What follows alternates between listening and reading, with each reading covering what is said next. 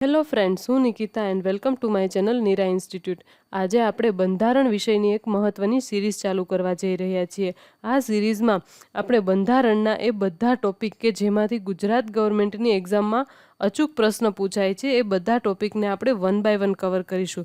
તો ચલો જોઈએ પહેલો ટોપિક કે જેનું નામ છે બંધારણનો ઉદ્ભવ.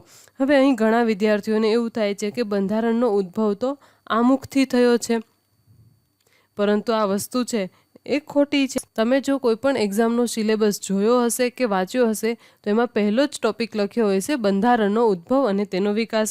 એટલા માટે જ અહીં આપણે પહેલો ટોપિક લીધો છે બંધારણનો ઉદ્ભવ. હવે અહીં આ બંધારણના ઉદ્ભવને સમજવા માટે આપણે થોડુંક ઇતિહાસની અંદર જવું પડશે કે જ્યારે ઈસ્ટ ઇન્ડિયા કંપની કે જેનો લોગો છે એ તમે આ જોઈ શકો છો. આ છે ઈસ્ટ ઇન્ડિયા કંપનીનો લોગો છે. જો અહીંયા ઉપર લખેલું પણ છે ઈસ્ટ ઇન્ડિયા કંપની. ઈ મતલબ ઈસ્ટ, આઈ મતલબ ઇન્ડિયા અને CO મતલબ કંપની, ઈસ્ટ ઇન્ડિયા કંપની. હવે આ કંપની છે એ ભારતની અંદર માત્ર ને માત્ર વેપાર કરવાના હેતુથી આવે છે. હવે એ ધીમે ધીમે છે એ વેપાર કરવા પૂરતી જ સીમિત ન રહેતા આપણા દેશની અંદર રાજકીય પગપેસારો છે એ શરૂ કરી દે છે અને એક ટાઈમ એવો આવે છે કે સમગ્ર ભારત દેશનું શાસન છે એ બ્રિટિશ તાજ હેઠળ આવી જાય છે. અને હવે આપણો દેશ આ શાસનમાંથી કેવી રીતે આઝાદ થાય છે અને આજે વિશ્વની સૌથી મોટી લોકશાહી બને છે. માટે અહીં વેપારથી લઈ અને લોકશાહી સુધીની સફર જોઈશું. અને આ સફર દરમિયાન વેપાર કરવા માટે કે જે ઈસ્ટ ઇન્ડિયા કંપની આવી હતી એમના માટે કેટલાક મહત્ત્વના કાયદાઓ અને રૂલ્સ અને રેગ્યુલેશન આવ્યું હતું એ આ લેક્ચરની અંદર આપણે ડિસ્કસ કરીશું. અને આના પછીના લેક્ચરમાં આ જ ટોપિક પરથી અલગ અલગ એક્ઝામના લેવલ પ્રમાણેના PYQ જોઈશું. માટે વિડીયોને એન્ડ સુધી જોજો કે જેથી કરી અને આવનારા જે લેક્ચરના PYQ છે તમને સરળતાથી એમના જવાબ છે એ આવડી જાય. પરંતુ એ પહેલાં જો તમે મારી ચેનલ પર નવા હો તો ચેનલને સબસ્ક્રાઈબ કરી અને બેલ બટન પર ક્લિક કરો. અને જો વિડીયો ગમે તો વિડીયોને લાઈક કરજો. તો ચલો જોઈએ બંધારણનો ઉદ્ભવ. હવે અહીં આપણને સૌપ્રથમ તો પહેલાં ખબર હોવી જોઈએ કે બંધારણ એટલે શું અને આ બંધારણનું મહત્ત્વ શું છે. હવે બંધારણ એટલે કોઈ પણ ક્ષેત્રના ભૌગોલિક વિસ્તાર માટે બનાવવામાં આવેલો કાયદો કે જે લેખિત અથવા તો અલેખિત હોય છે. ઘણા દેશનું બંધારણ અલિખિત હોય છે અને ઘણા દેશનું લેખિત હોય છે. જ્યારે આપણા દેશનું બંધારણ છે એ વિશ્વનું સૌથી મોટું લેખિત બંધારણ છે. હવે આ બંધારણનું મહત્ત્વ શું છે કે હવે આ જે ક્ષેત્ર છે એને વ્યવસ્થિત અને ન્યાયપૂર્ણ રીતે ચલાવવામાં છે એ આ બંધારણ છે એને મદદ કરે છે. હવે આપણા ભારત દેશનું બંધારણ હવે એ કાંઈ એક દિવસમાં તો બન્યું નહોતું. બંધારણ બનાવવા માટે 2 વર્ષ 11 મહિના અને 18 દિવસનો સમય લાગ્યો હતો. હવે આ બંધારણ બનાવવામાં અલગ અલગ પરિબળો છે એ જવાબદાર છે. હવે અહીં એ પરિબળો છે એને 3 પાર્ટની અંદર ડિવાઈડ કરવામાં આવ્યા છે. જ્યારે આપણો સમગ્ર ભારત દેશ છે એ કંપનીના શાસન હેઠળ આવ્યો હતો. ત્યારબાદ આપણો દેશ છે બ્રિટિશ તાજના શાસન હેઠળ આવે છે અને પછી આ બ્રિટિશ તાજ પછી આપણને આઝાદી મળે છે ને એ પછી આપણા ખરા બંધારણનું ઘડતર થાય છે. અને આ બંધારણનો જે ઘડવાનો વિચાર છે ને એ ઈસવીસન 1934ની અંદર સર M.N. રોયના મગજમાં આવ્યો હતો. M.N. રોય. અને આ છે એક્ઝામ પોઈન્ટ ઓફ વ્યૂથી નામ મહત્ત્વનું છે. હવે આ જ વસ્તુને આપણે એક ચાર્ટ દ્વારા સમજીએ. બંધારણનો ઉદ્ભવ કંઈક આ 3 પાર્ટની અંદર ડિવાઈડ કરવામાં આવે છે. એમાં પહેલું છે કંપની શાસન દરમિયાન વિકાસ. હવે કંપની શાસન કે જે આપણે સૌથી પહેલી સ્લાઇડની અંદર જોયું ને કે East India company. East India જે કંપની છે એ આપણા ભારત દેશની અંદર વેપાર કરવા માટે આવી હતી. પરંતુ એના માટે જે કંઈ રૂલ્સ અને રેગ્યુલેશન લાવ્યા એ રૂલ્સ અને રેગ્યુલેશનને આજના લેક્ચરની અંદર આપણે ભણીશું. ને જે રૂલ્સ અને રેગ્યુલેશન શરૂ થાય છે 1773ના રેગ્યુલેટિંગ એક્ટથી અને ત્યારબાદ આવે છે 1774ના પિટ્સ ઇન્ડિયા એક્ટ અને ત્યારબાદ 4 ચાર્ટર એક્ટ આવે છે. જે 1793ની અંદર આવે છે પહેલો ચાર્ટર એક્ટ, બીજો ચાર્ટર એક્ટ આવે છે 1813ની અંદર, ત્રીજો આવે છે 1833ની અંદર અને ત્યાર પછીનો છેલ્લો ચાર્ટર એક્ટ આવે છે 1853. હવે આ બધા એક્ટ છે એને આપણે આજના લેક્ચરની અંદર ડિટેલમાં ભણીશું. અને ત્યારબાદ બીજો ભાગ છે બ્રિટિશ તાજનું શાસન, કે જે શરૂ થાય છે 1858થી 1947, કે જ્યારે આપણને સ્વતંત્રતા મળી. અને ત્યાર પછી આપણને સ્વતંત્રતા મળી જાય છે પછીનું બંધારણનું ઘડતર, કે 1947થી શરૂ થાય અને 1950, કે જ્યારે આપણું બંધારણ છે એ અમલમાં આવ્યું હતું. તો હવે અહીં આપણે બંધારણના ઉદ્ભવને સમજવા માટે આપણે થોડુંક ઇતિહાસની અંદર જવું પડશે. અને આ બંધારણનો અને એ શરૂ થાય છે ઈસવીસન 1599માં, કે બ્રિટિશ પાર્લામેન્ટ દ્વારા ભારત અને પૂર્વના જે દેશો છે એમની સાથે વ્યાપાર કરવા માટે બ્રિટિશ પાર્લામેન્ટની અંદર એક ખરડો પસાર કરવામાં આવે છે. અને ત્યારબાદ 31 ડિસેમ્બર ઈસવીસન 1600માં ઈસ્ટ ઇન્ડિયા કંપનીએ, કે જ્યાંની મહારાણી છે એલિઝાબેથ પાસેથી શાહી ચાર્ટર એક્ટનો પરવાનગી લે છે. અને એ પરવાનગી દરમિયાન 15 વર્ષ સુધી ભારત અને પૂર્વના દેશો સાથે વેપાર કરવાની જે છૂટ છે એ આ મહારાણી એલિઝાબેથ આપી દે છે.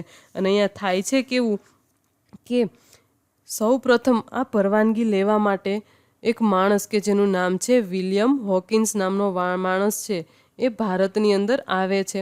હવે ત્યારે આપણો દેશ છે ભારત, કે જે અલગ અલગ નાના નાના રાજા અથવા રજવાડાઓમાં વહેંચાયેલો હતો. અને આ હોકિન્સ આવે છે વેપાર કરવાની પરવાનગી લેવા માટે, પરંતુ આ માણસને અહીં પરવાનગી છે એ નથી મળતી. અને ત્યારબાદ બીજો માણસ, કે જેનું નામ છે સર ટોમસ રો, કે આવે છે. અને એ આવી અને સીધો જહાંગીરના દરબારમાં, કે જ્યારે દિલ્હીની અંદર જહાંગીરનું શાસન હોય છે, અને આના જહાંગીરના દરબારની અંદર જાય છે. અને આ સર ટોમસ રો છે ને, એ આવી અને સીધો વેપાર કરવાની પરવાનગી છે ને એ નથી માંગતો. એ પોતાની બુદ્ધિ શક્તિનો ઉપયોગ કરે છે. અને આ જહાંગીરના દરબારમાં સર ટોમસ રો છે એ 2 વર્ષ સુધી કામ કરે છે. અને આ 2 વર્ષ દરમિયાન એ માત્ર ને માત્ર જહાંગીર સાથેના પોતાના સંબંધો છે ને એ દિવસે ને દિવસે ઘાટા બનાવે છે. અને 2 વર્ષ દરમિયાન એને વાતની અંદર જહાંગીર પાસેથી ભારતની અંદર વેપાર કરવાની પરવાનગી છે એ મેળવી લે છે. અને આ પરવાનગી મુજબ એમને ઈસવીસન 1613ની અંદર સુરતમાં પોતાની પ્રથમ કોઠી સ્થાપે છે. કોઠી મતલબ અત્યારની આપણે બ્રાન્ચ કહી શકીએ. પોતાની પ્રથમ બ્રાન્ચ છે એ ગુજરાતની અંદર સુરતમાં છે આ ઈસ્ટ ઇન્ડિયા કંપની સ્થાપે છે. અને આ સમયે છે ને આપણો ભારત દેશ છે ખૂબ સમૃદ્ધ હતો. અને ત્યારબાદ અંગ્રેજો છે એ પોતાની બીજી કોઠી ઈસવીસન 1651માં બંગાળમાં સ્થાપે છે. હવે બંગાળમાં જ શું કામ સ્થાપે છે? કેમ કે આ સમયે બંગાળ પ્રદેશ છે એ ભારત દેશનો સૌથી સમૃદ્ધ પ્રદેશ ગણાતો હતો.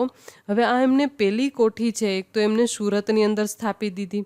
હવે અહીંયા બીજી છે એ પણ એમને બંગાળની અંદર સ્થાપી દીધી. હવે આ બંને કોઠીથી એમની કોઠી છે એ સ્થાપવા છતાં હજુ એમને એક ત્રીજી બ્રાન્ચ પણ સ્થાપવી હોય છે. ને એ પણ કઈ જગ્યાએ? બંગાળની અંદર જ સ્થાપવી હોય છે. કેમ કે બંગાળ છે એ સમયે ભારતની અંદર સૌથી સમૃદ્ધ પ્રાંત હતો. અને આ વસ્તુ છે એ અંગ્રેજોને ખબર પડી જાય છે કે સમૃદ્ધ પ્રાંત છે તો અહીંયાથી એમની આવક છે એ વધારો થઈ શકશે.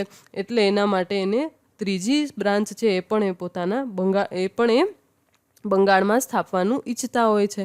અને હવે બંગાળમાં સ્થાપવા માટે એ ત્યાંનો રાજા કે સમયે હોય છે અલીવર્દી ખાં. હવે આ અલીવર્દી ખાંની પરવાનગી લેવા માટે જાય છે, પરંતુ અલીવર્દી ખાં છે પોતાની આ કોઠી સ્થાપવા માટેની પરવાનગી છે એ નથી આપતા. હવે અંગ્રેજો છે ને આ કોઠીઓ સ્થાપતા, એના બદલામાં છે આપણે રાજા જે હતા એમને ટેક્સ આપતા. હવે અલીવર્દી ખાં છે એ અહીં ના પાડી દે છે, ત્રીજી કોઠી સ્થાપવાની પરવાનગી છે એ નથી આપતા.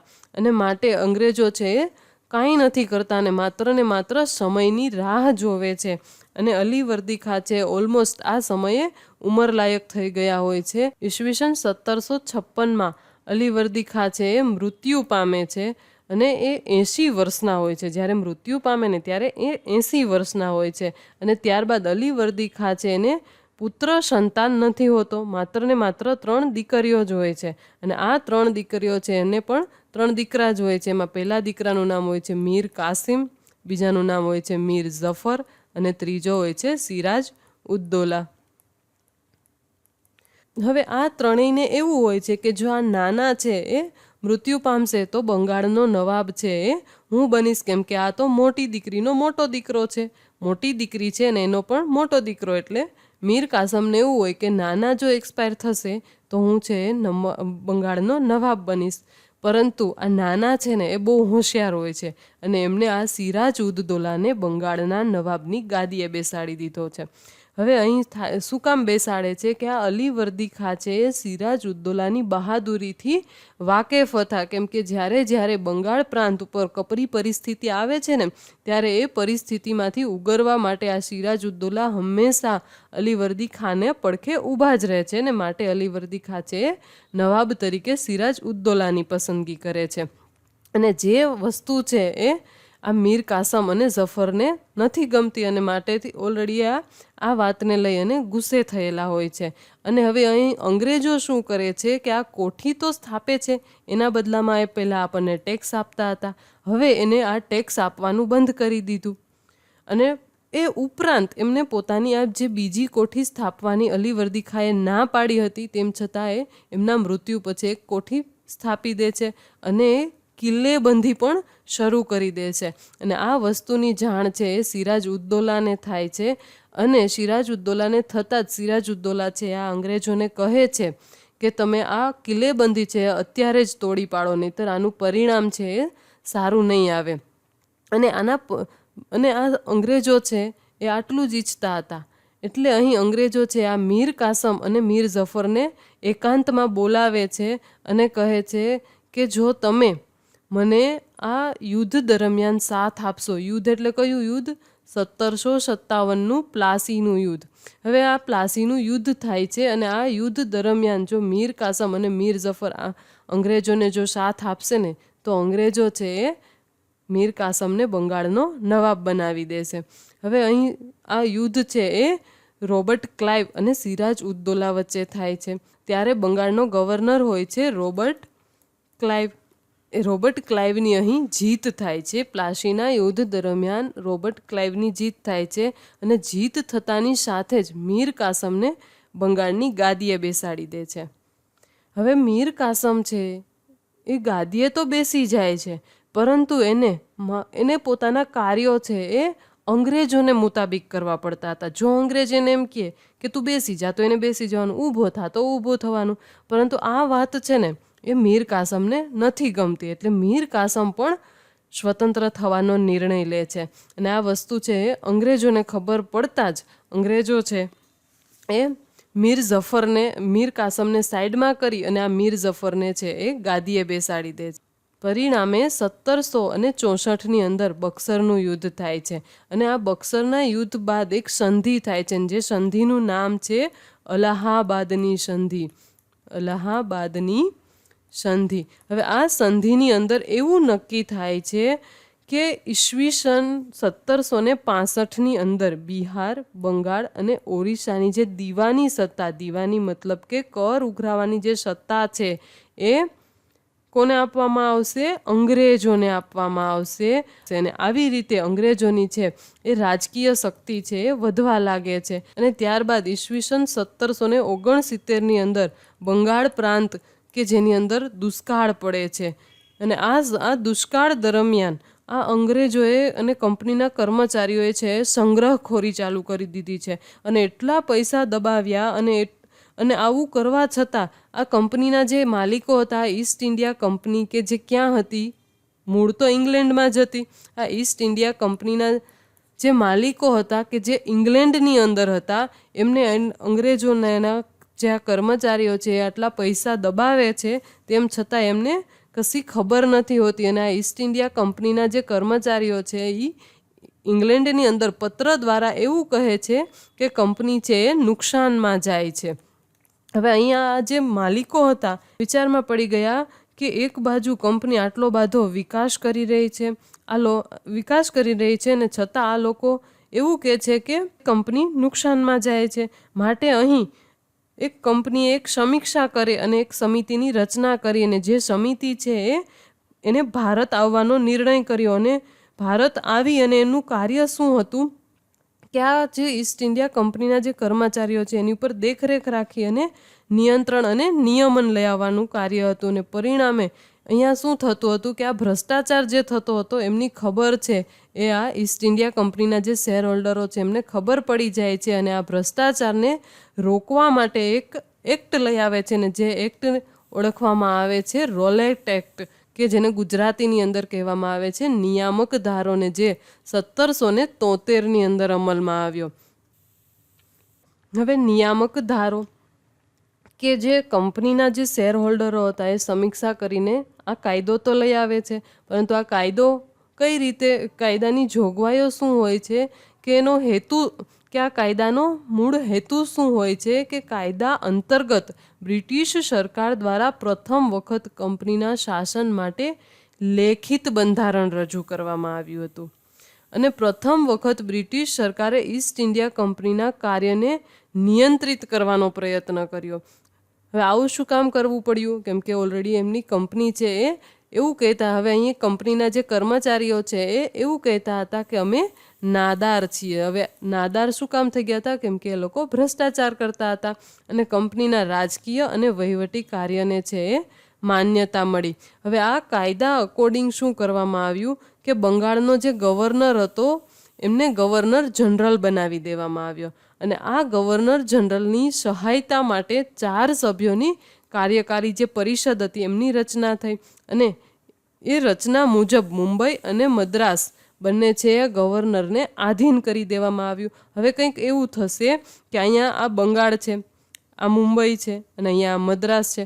હવે આ મુંબઈ અને મદ્રાસ છે અત્યાર સુધી સ્વતંત્ર હતા, પોતાને જે રીતે ફાવે એ રીતે પોતે કામ કરી શકતા હતા, અને જેમ કરવું એમ થઈ શકતું હતું. એકબીજાને કોઈને કાંઈ રિપોર્ટિંગ કરવાનું કે કોઈને કાંઈ પૂછવા કરવાનું નહોતું. એ માત્ર ને માત્ર જો કોઈ જવાબદાર હોય કોઈને, તો એ હતી ઇંગ્લેન્ડની સંસદ અથવા તો પાર્લામેન્ટને જવાબદાર હતા. ત્યાં સુધી એ કોઈને પણ જવાબદાર નહોતા. અને હવે આ કાયદામાં શું કરવામાં આવ્યું, કે આ બંને છે એને અહીં, મતલબ કે જે આ બંગાળનો ગવર્નર હતો, કે જેને ગવર્નર જનરલ બનાવી દેવામાં આવ્યો, એને બધું રિપોર્ટિંગ કરવું પડશે. અને ત્યારબાદ હવે 1774ની અંદર કલકત્તામાં સુપ્રીમ કોર્ટની સ્થાપના થાય છે, અને આના પહેલા જજ તરીકે નિમણૂક થાય છે સર એલિઝા ઇમ્પે. અને આમાં શું હોય છે, કે એક મુખ્ય જજ અને 3 અન્ય જજ હોય છે. અને કંપનીઓને ખાનગી વેપાર પર પ્રતિબંધ મૂકવામાં આવ્યો, અને ત્યારબાદ ભારતીય લોકો પાસેથી ભેટ અને લાંચ લેવા પર પણ પ્રતિબંધ મૂકવામાં આવ્યો. અને આ અધિનિયમ દ્વારા સૌથી મહત્વનું કાર્ય કે જે છે કોર્ટ ઓફ ડિરેક્ટર્સ દ્વારા કંપની પર નિયંત્રણ સ્થાપિત કરવાની સત્તા છે એ કોર્ટ ઓફ ડિરેક્ટરને મળી ગઈ, અને તેને ભારતમાં તેની આવક, નાગરિક અને સૈન્ય બાબતની માહિતી કે જે બ્રિટિશ સરકારને આપવી ફરજિયાત બની. હવે આ જ વસ્તુને આપણે એક ચાર્ટ દ્વારા સમજીએ. અહીંયા શું થાય છે, સૌથી ઉપર કોણ છે, તો કે સમ્રાટ અથવા તો સંસદ, કે જે ઇંગ્લેન્ડની અંદર છે. ક્યાં છે, ઇંગ્લેન્ડમાં. હવે અહીંયા ચાર્ટ દ્વારા એટલે તમને બતાવું છું કે તમને યાદ રાખવું સરળ પડે. હવે આ સમ્રાટ અથવા સંસદની નીચે કોણ છે, ઈસ્ટ ઇન્ડિયા કંપની અને બંગાળનો ગવર્નર જનરલ, કે જે ખાલી અત્યાર સુધી શું હતો, ખાલી ગવર્નર હતો, અને એને શું બનાવી દેવામાં આવ્યો, ગવર્નર જનરલ. હવે આ ગવર્નર જનરલ બનતા જેની સત્તા વધે, એના કાર્યો વધે. હવે એના કાર્યો વધ્યા તો એને શું કરવામાં આવ્યું, એના કાર્યોની અંદર હાથ બટાવવા માટે 4 સભ્યોની પરિષદ. હવે આ જે 4 સભ્યો હતા ને, એના જે સભ્યો હતા એના નામ શું હતું, તો કે એકનું નામ હતું ક્લેવરિંગ, બીજો હતો ફિલિપ ફ્રાન્સિસ, ત્રીજો હતો બરવેલ, અને ચોથો હતો મોન્સન. અને બંગાળનો ગવર્નર જનરલ કે જેનું નામ હતું વોરન હેસ્ટિંગ, કે જે ભારતનો પ્રથમ વખત ગવર્નર જનરલ બન્યો હતો, વોરન હેસ્ટિંગ. હવે આ ગવર્નર જનરલની હેઠળ 3 અલગ અલગ પ્રાંત આપવામાં આવ્યા. એ પ્રાંત હતા મુંબઈ, મદ્રાસ અને કલકત્તા. હવે આ 3 પ્રાંતનું હેન્ડલિંગ છે એ કોણ કરતું હતું, ઈસ્ટ ઇન્ડિયા કંપની. પછી તેની નીચે કોણ કરતું, હવે આ 3 પ્રાંતનું રિપોર્ટિંગ કોણ કરશે, બંગાળનો ગવર્નર જનરલ. એની મદદ કરવા માટે આ 4 સભ્યો તો હતા. હવે હવે ત્યારબાદ આ રેગ્યુલેટિંગ એક્ટની અંદર કંઈક ખામીઓ રહી ગઈ હતી, તો હવે એ ખામીઓને દૂર કરવા માટે સુધારા ધારો 1781ની અંદર લાવવામાં આવે છે.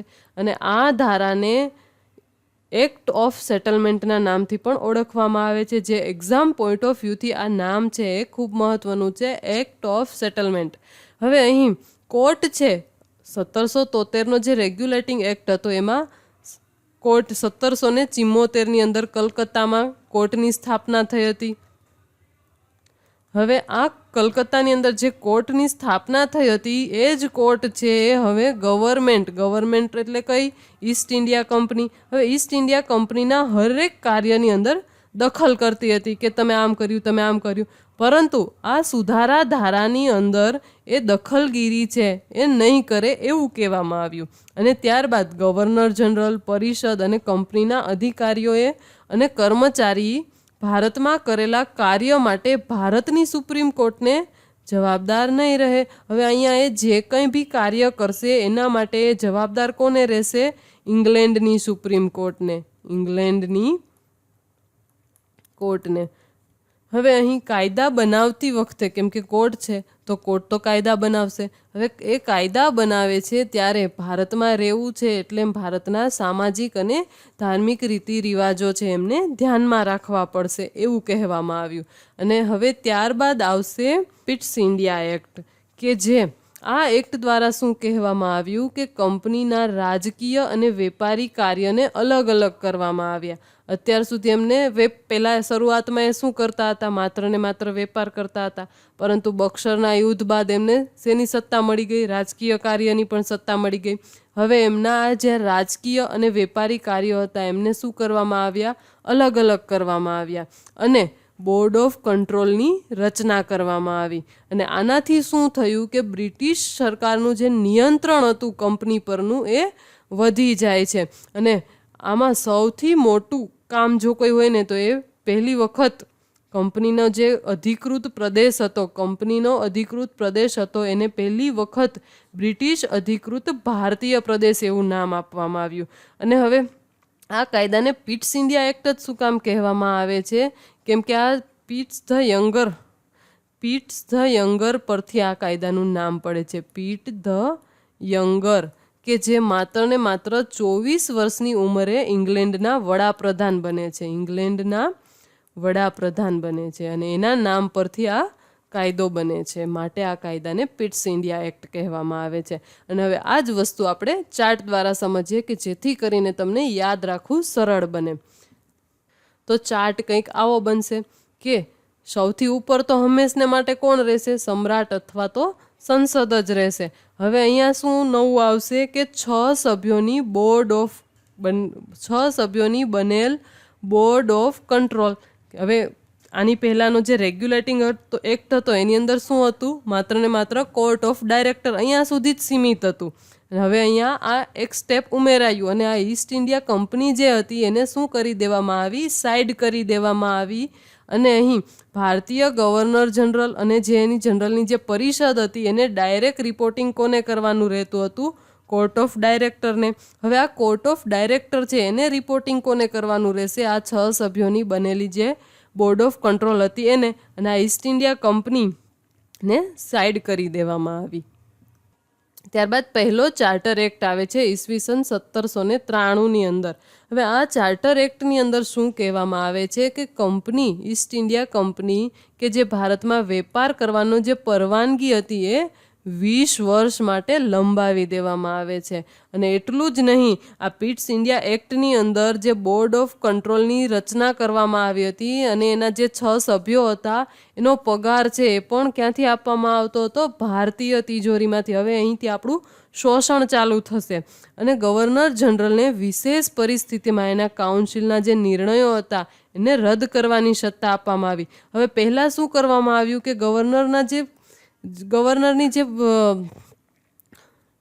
ગવર્નરની શક્તિ છે એ છીનવી લેવામાં આવી. હવે એ શક્તિ છે ધીમે ધીમે છે એ પાછી આપવામાં આવશે. અને પછી શું કહેવામાં આવ્યું કે ગવર્નર જનરલ અને તેની પરિષદના સભ્ય બનવા માટે 12 વર્ષ ભારતની અંદર રહેવાનો અનુભવ છે એ જરૂરી કરવામાં આવ્યો. ત્યારબાદનો બીજો ચાર્ટર એક્ટ કે જે આવે છે 1813ની અંદર. હવે અહીં શું કહેવામાં આવ્યું કે ઈસ્ટ ઇન્ડિયા કંપનીનો ભારતમાં વેપાર કરવાનો અધિકાર છે એ પૂરો કરી દેવામાં આવ્યો. હવે આ વેપાર તો પૂરો થઈ જાય છે, વેપાર કરવાનો જે અધિકાર છે એ પૂરો થઈ જાય છે, પરંતુ ચા અને ચીનની અંદર પણ આ લોકો રાજ કરતા હતા એ સમયે. તો હવે ચાનો વેપાર પણ એ ભારત સાથે ચાલુ રાખશે અને ચીન પર પણ પોતાનો જે વેપાર છે એ પણ ચાલુ રાખશે. અને ઈસાઈ મિશનરીઓને ભારતમાં પોતાનો ધર્મ પ્રચાર કરવા માટે સુવિધા આપવામાં આવી. અને ત્યારબાદનો ત્રીજો મહત્વનો ચાર્ટર એક્ટ આવે છે 1813ની અંદર, કે જેની અંદર ભારતમાં બ્રિટિશ અધિકૃત તમામ ક્ષેત્રોનું સંપૂર્ણ વહીવટનું નિયંત્રણ, નિયમન અને નિર્દેશન છે એ governor general of India in કાઉન્સિલને સોંપવામાં આવ્યું. પહેલાં કોને સોંપવામાં આવ્યું હતું? કોર્ટ ઓફ ડાયરેક્ટરને. હવે આ કોર્ટ ઓફ ડાયરેક્ટરની અંદર ગવર્નર જનરલનું નિયંત્રણ નિયમન કોણ કરશે? Governor general of India in council. અહીંયા એક સ્ટેપ છે એ વધારી દેવામાં આવ્યું. અને આ પ્રકારે ગવર્નર જનરલની સરકાર ભારત સરકાર અને તેની જે પરિષદ હતી એ ભારત પરિષદ તરીકે ઓળખવા લાગી. અને ભારત સરકારની તમામ શક્તિઓ છે એ કેન્દ્રીય થઈ ગઈ. કેન્દ્રીય મતલબ કઈ રીતે? કે બ્રિટિશ ગવર્મેન્ટ અથવા તો પાર્લામેન્ટના હાથની અંદર આવી ગઈ. અને જેના ભાગરૂપે બંગાળ ઉપરાંત મુંબઈ તથા મદ્રાસ અને અન્ય પ્રદેશો પણ ગવર્નર જનરલના નિયંત્રણ હેઠળ મૂકવામાં આવ્યો. અને આવી જ રીતે પ્રથમ ગવર્નર જનરલ હતા વિલિયમ બેન્ટિકના સાથે ભારતના પ્રથમ ગવર્નર જનરલ બને છે વિલિયમ બેન્ટિક. ત્યારબાદનો છેલ્લો મહત્વનો ચાર્ટર એક્ટ કે જે આવે છે 1853ની અંદર, અને એની અંદર શું કહેવામાં આવે છે? તો કે સનદી અધિકારીઓની કે જે ભરતી હતી એના માટે ખુલ્લી સ્પર્ધાત્મક પરીક્ષાની શરૂઆત કરવામાં આવી. ભારતીયો માટે જે સનદી અધિકારીઓની જે ભરતી હતી એના માટે ખુલ્લી સ્પર્ધાત્મક પરીક્ષાની શરૂઆત કરવામાં આવી. અને આ સ્પર્ધાત્મક પરીક્ષા માટે એક સમિતિની રચના થઈ અને જેનું નામ છે મેકોલે સમિતિ. અને ગવર્નર જનરલની કાઉન્સિલના વહીવટ અને કાયદાકીય કાર્યોને અલગ કરવામાં આવ્યા અને એક અલગ ભારતીય વિધાન પરિષદની રચના થઈ. અને અગાઉના એક્ટની જેમ આમાં 20 વર્ષની ચોક્કસ મુદત છે એ આપવામાં આવી નહોતી. જેનો અર્થ શું થાય છે કે બ્રિટિશ સંસદ ગમે ત્યારે કંપનીનું શાસન છે એ ભારતમાંથી પાછું ખેંચી શકે છે. ધન્યવાદ. જો તમને મારો આજનો આ વિડીયો પસંદ આવ્યો હોય તો ચેનલને સબસ્ક્રાઈબ કરી, વિડીયોને લાઈક કરો અને વિડીયોને શેર કરો. અને નેક્સ્ટ વિડીયોની અંદર આપણે GPSC level, GPSSB level, GSSSB level, CCE level, PSI, લોકરક્ષક, એલઆરડી જેવી તમામ સ્પર્ધાત્મક પરીક્ષા છે એના લેવલના પીવાયક્યુ જે અલગ અલગ સ્પર્ધાત્મક પરીક્ષાની અંદર અલગ અલગ રીતે પૂછાય છે. તો નેક્સ્ટ લેક્ચરની અંદર આ જ ટોપિક પરથી આપણે એ પીવાયક્યુ જોઈશું.